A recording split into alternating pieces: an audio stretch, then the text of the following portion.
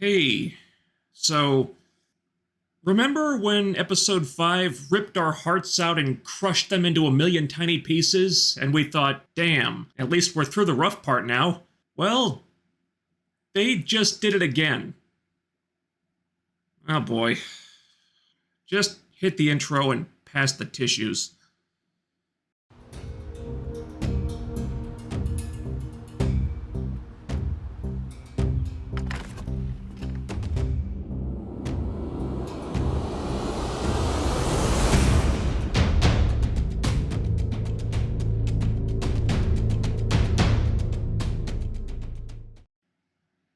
X-Men 97, y'all need to stop doing this to me, okay? I can only stuff my heart back into my chest cavities so many times. So if you keep going for cuts so deep I'm likely to bleed out all over my keyboard, we're gonna need to have a serious discussion about the rampant sadism at work here. We got a brief respite last week, but now it's back to the Genosha fallout, which means it's time to reopen a wound that hadn't even started to close yet. They finally start to address what happened to Gambit and everyone else, and this stuff was so emotionally devastating I almost forgot I was watching a cartoon a few times. In terms of raw emotional pathos, this is up there with episode 5 as the strongest of the season. They also either confirmed or possibly shot down a bunch of ideas I had about how this is going to be resolved, so I may need to amend a few theories after this one. There are definitely a lot of signs pointing to a certain thing happening, but at the same time they're keeping the story so tightly under wraps that I have no clue how it's going to play out right now. And damn is it exciting when a show can pull that off in this day and age.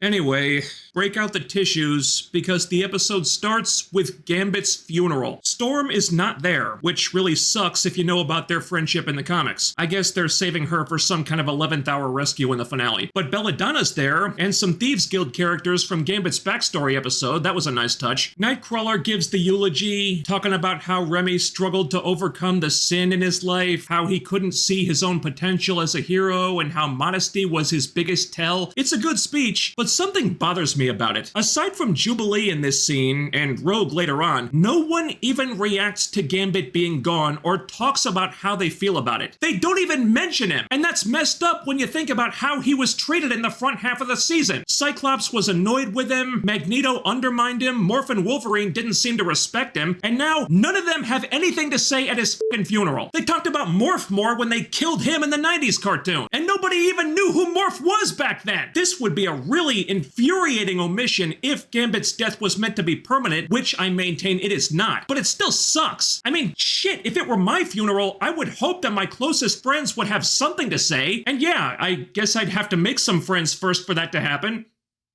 But still, thankfully though, we have Jubilee. At least Jubilee has a reaction. She's really broken up because of course her and Gambit had that big brother little sister relationship in the old show. I'm glad they included this. I always liked that dynamic they had. And she's also really upset that Rogue bailed on the funeral altogether. And yeah, that would piss me off too. Though we get a hint from Nightcrawler that Homegirl's battling a lot of demons, and he's not kidding. Anybody who gets in Rogue's way right now better make their peace with God, because she is not f***ing around anymore. And this leads into a great scene where Rogue attacks a military base so heavily fortified it was made to contain the frickin' Hulk, and she absolutely trashes this place. Smashing tanks, f***ing bitches up, destroying everything in sight. Rogue is locked in beast mode right now, and it's awesome. This scene rocks. This right here is f***ing Rogue. And I know I said this before, but it is unbelievable how quickly she started to feel like herself again as soon as that bullshit Magneto story ended. Seriously, let's not revisit that, ever. So she's looking for Trask and Gyrick, who was mysteriously moved out of Rikers a few days ago, and she's not taking no for an answer. Thunderbolt Ross don't want none of this. Cool cameo though. The message in this sequence is pretty clear. Rogue is leaning into her rage to avoid confronting her grief. It's a lot like Mikasa from Attack on Titan Season 1, how she didn't really have a reaction when Eren died because she was using adrenaline to distract herself. But the moment Eren came back alive, she was just a sobbing, blubbering mess. That's Rogue in this scene. She's afraid to stop being angry or to stop at all because as soon as she does, she'll start thinking about Remy and then the floodgates are gonna open. This hunt leads leads Rogue to a cabin up in the mountains where she runs into Captain America of all people, who's also hunting Gyrick. And it's really cool to see Cap, but don't get too excited. He's only there for a minute to give some exposition, show how unhinged Rogue is right now, and tease us that mutant-human relations are kind of unraveling post-Genosha. Gyrick is long gone by the time they get there, but they do find a facility in a secret basement branded with the letters OZT. Hint. Cap hacked the computers and found out that Gyrick's being held in Mexico City, but Rogue's not waiting for Cap and his team to do this by the book, and she takes off after throwing his shield into the mountains, which was both petty and funny. Some people may read too much into this scene. I don't think it was about much more than what it was. If they were going in an AVX direction, I can't see that happening anytime soon. Certainly not this season, and I wouldn't want it to anyway. There's too much other stuff going on. But again, cool cameo, and seeing Cap did reinforce the gravity of what's happening right now. Not mad at it. Back at the mansion, Scott's on a video call with President Kelly, who can't commit any more resources to the relief efforts in Genosha because of the optics of it. Politics, am I right?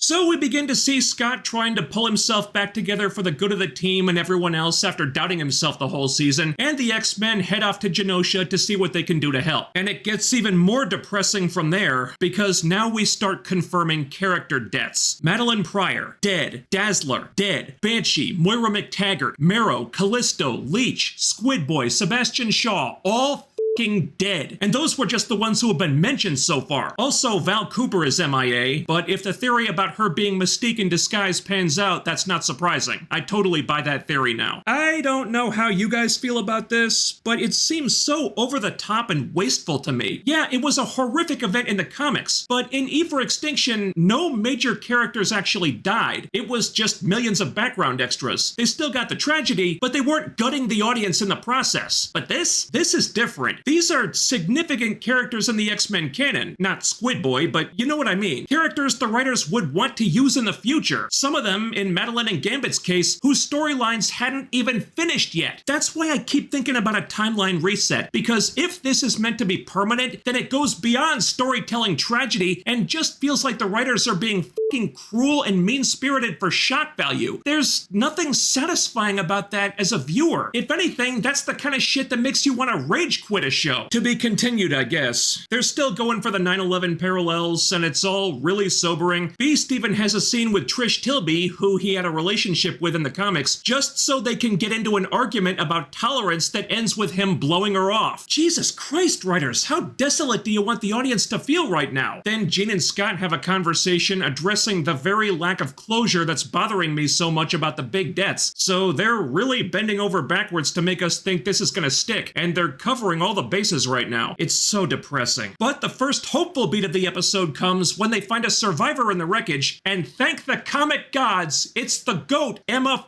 Frost. Her diamond form mutation kicked in and saved her just like in the comics. And when they find her alive, Scott is actually moved to tears. Yeah, he was hoping it would be Madeline, I get that, but the fact is, they still found a survivor, it was Emma, and it made Scott cry. Even though this is pre-Emma redemption, and technically they're still enemies right now. This moment might be the closest we ever get to the Scott-Emma romance in X-Men 97. It's not a meal, but goddammit, I will take these crumbs. What I'll leave, though, is this Sunspot subplot. Him and Jubilee go to visit his mom so he can come out to her as a mutant finally, so his parents won't have to bury a stranger in the event that even more bad shit happens. Turns out the mom already knew, and she's cool with it, but immediately starts thinking about how they can cover it up to protect the family's public image. If you like this, fine. It's good that they're trying to do something with this character, but I'm sorry, I couldn't care less about this. All season long, I've been wondering, why is Sunspot even there? And I'm still wondering. He barely does anything for 7 episodes, and when you finally do something with him, it's now, when literally everything else in the show is so much more important? Do you honestly give a shit about Roberto's mom keeping her mutant son under wraps to protect the family's stock margins when there's a human-mutant war about to start? I couldn't wait for this scene to be over. I had zero patience for it. Back to something actually interesting. Rogue finds Gyrick holed up in some kind of fancy resort place. She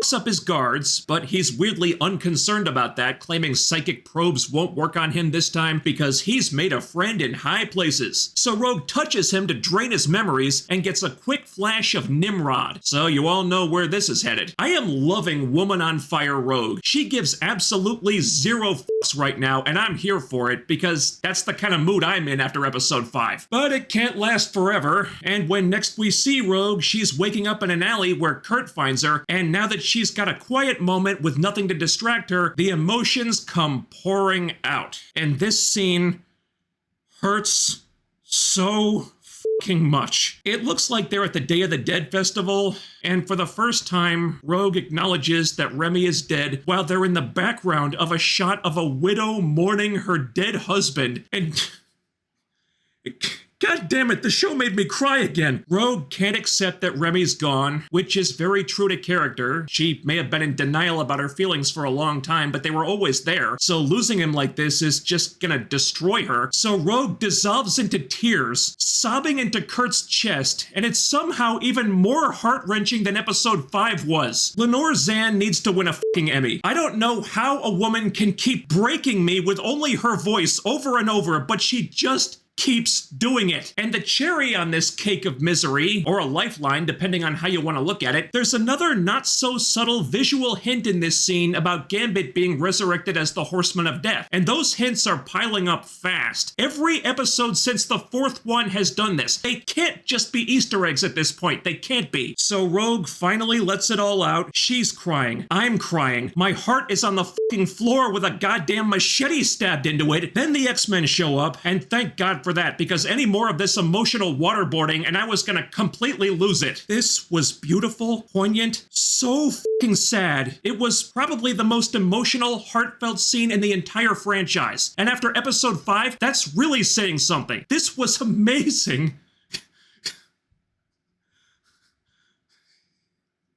The only thing that ruined it was Kurt mentioning that Rogue also lost Magneto. And I swear I mean this more than anything.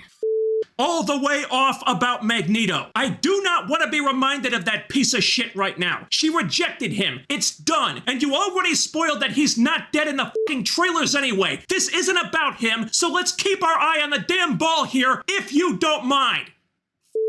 Anyway, Kurt telling Rogue that she helped Gambit and Magneto live is what makes her completely fall to pieces, because remember, Remy died thinking that Rogue chose Magneto instead of him, which the showrunner even said was an important detail, so being reminded of that situation is only gonna make Rogue feel worse. Join the fucking club, sweetie. So the X-Men get a video call from Trask, telling them that Sinister was behind the attack on Genosha and to come to Madripoor to get answers. It's obviously a trap, and they know that, but they're so pissed off right now they don't care, and they're gonna Obi-Wan Kenobi this bitch. Spring the trap. But before we go to Madripoor, things get even darker when Gyric's mystery friend, who turns out to be Bastion, walks in on a bedridden Gyric and suffocates him, murdering the motherfucker with his bare hands. Holy crap. And you know what? Good. No one's gonna lose sleep over that piece of shit being gone. Good fucking riddance. But this was so disturbing. It's one thing for a character to die in battle via superpowers or lasers or whatever. It's another to watch it happen like this. This felt uncomfortably real. It's genuinely unsettling to watch. Even after episode 5, I'm kind of shocked that they're getting away with this. So the X-Men head to Madripoor, and on a secret floor of what's supposed to be a UN building, they find display cases showing off Prime Sentinel tech, basically a way of turning humans into Sentinels, and a completely distraught Bolivar Trask standing on the ledge outside. And again, we know this is the real Trask because he's back in character. He's horrified at what his technology has wrought, and he can't live with the guilt because he never really hated mutants. He was just afraid of them. And now, because of that fear, he's given rise to something truly inhuman. So he tells them what little he knows about Operation Zero Tolerance and then jumps off the ledge trying to kill himself. Oh my god, show, how dark are we gonna get here? Pretty fucking dark as it turns out, because Rogue catches him wanting more information, but he's got nothing. Rogue is like, same. And with that, she drops him, letting him fall to his death. Rogue straight up murders Bolivar Trask. It's so real, so uncomfortable, and hits so f***ing hard, I don't even know how we got here. And to anyone who thinks this was out of character for Rogue, because I've seen that pop up on social media, it's really not. First of all, she caught that vision of Nimrod in Gyric's mind, so Bastion may have been influencing this decision to trigger what happened next, but there's more to it than that. When Gambit died in the comics at one point, Rogue literally pulled him back from the afterlife because she couldn't bear to lose him. She loved him that much. With him gone right now, do you honestly think she's not gonna become f***ing unhinged? Rogue tends to not think rationally when it comes to Gambit. If there's one thing that would push her over the edge, losing him would absolutely do it. And this, to me, was the biggest sign yet that Gambit will be back sooner or later, because Rogue just crossed a big line here. Everything about this scene is telling us that she's gone to a f***ing dark place. She's becoming a killer, and unless this is the beginning of a full-blown villain arc for Rogue, which I kind of doubt and I don't think fans would even want to see, something is gonna have to come along and pull her back from the abyss that she's staring into right now. Rogue is drowning in her own rage, and it's riveting to watch, but she needs someone to throw her a life preserver, and she's not even reaching for one. Rogue needs some hope, and with Gambit gone, like she just said, she has nothing. That's how important Gambit was to her, and she never even got to tell him. Jesus Christ. Pretty much all the X-Men except Wolverine are horrified by this, and Rogue is not sorry at all. She's glad she did it. And just when she's driving that point home, Trask rises up into the sky, his death having activated the Prime Sentinel programming that he might not have even known he had. He transforms into a mutant-killing android and blows the top off the f***ing building. Big fight ensues, the X-Men are pulling no punches here, and Trask cuts through them so easily it's terrifying. He takes them all down one by one, and just when he's about to finish off Cyclops, the cavalry rolls in with an EMP grenade, and Cable takes Trask down like a f***ing boss. There's a very brief moment of shock where Scott and Jean finally realize that he's baby Nathan, but there's still no time to get into it because, as Cable points out, Sinister is working with someone way worse than Trask, and there won't be a future worth living in if the X-Men can't stop him. And Cable showing up here like this kind of puts a dent in the timeline reset theory. Like, he tried that, he failed for whatever reason, and now he's shifting to plan B. They could still do it. It's possible that Cable could still change the attack on Genosha somehow. Maybe not prevent it, but create a different outcome. It could still go that way, though I'm not as sure of it as I was 2 weeks ago. But man, if it's not changed, and we're really stuck with the outcome we've got now, that is just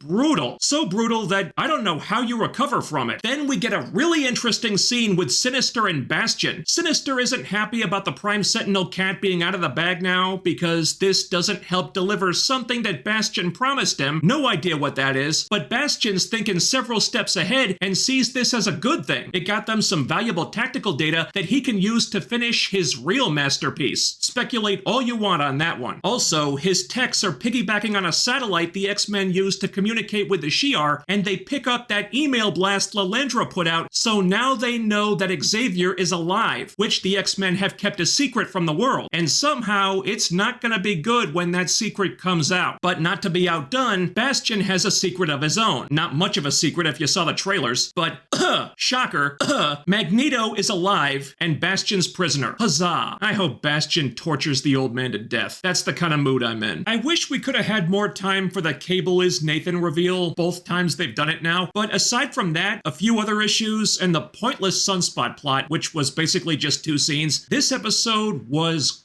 great. I mean, it was f***ing merciless. I'm definitely sore from all the gut punches the writers are throwing, but wow. Great animation, pulse-pounding action, the tension is rising so high you can almost see it in the air, and it's so emotionally charged right now. The deep cuts are on par with the ones in Invincible and Arcane. The Rogue plot hurts even worse than I thought it would. This has to be the most devastating Rogue episode of any X-Men cartoon ever. Lenore Zan is absolutely crushing this story. You feel for Rogue so much, even even when she does something really dark and horrible. And now she's going down a road that it's gonna be really tough to come back from. Like, I'm scared for her, but I can't wait to see how this story turns out. And there's a lot more going on here too. The whole episode has this theme of human-mutant relations really deteriorating, of the X-Men feeling disillusioned with the idealism of Xavier's dream and wondering if maybe Magneto was right all along. Rogue isn't the only one who needs hope right now. They all do. And it's sad to see, but it's a really compelling spot for the X-Men to be in, because something has to come along and give them that hope when they need it most. Maybe it's Cable, maybe it's Storm, maybe it's Xavier. I don't know where it's gonna come from, but I know it's coming, and the anticipation is thick. And something else I loved about this is that everyone has completely stopped shying away from the Rogue and Gambit relationship and how they felt about each other. In the past, it was seen as a flirtation, and they never really examined it too closely because Rogue kept putting the brakes on out of fear of hurting Gambit with her powers. That's over now. Jubilee flat out says that Gambit loved Rogue. Rogue isn't thinking about Magneto at all. Kurt had to remind her about that guy, and she's just crumbling under the weight of her grief and guilt about Remy, even calling him my man. So all the denial is done. There's genuine progression now. She's finally accepting that she really did love him, and it hurts her so goddamn much because there's nothing she can do about it. Seemingly. It's comic books. These things are never permanent unless your name is Ben Parker. And there's any number of ways to fix this. They could play the time travel card, or Apocalypse could come along looking for a new Horseman of Death, which they've been teasing a lot. Or there's a new theory that's gained a lot of traction really fast. They could resurrect Gambit as a Prime Sentinel, because that could be what Xavier's vision in episode 6 represented. And that would be a very Bastion thing to do. Take the mutant hero who destroyed his Uber Sentinel and turn him into a weapon against mutants? And a story where the X-Men have to fight their friend who they just buried, and Rogue has to save him from Apocalypse's influence or the Prime Sentinel programming or whatever, that could be really powerful. Honestly, the more I think about it, the Gambit as a Prime Sentinel theory might make the most sense narratively at this point, even though the Horseman of Death teases are really standing out to me. Oh man, the possibilities are so compelling here. I can't believe there's only 3 episodes left this season. It took a little while for X-Men 97 to find its groove, but I am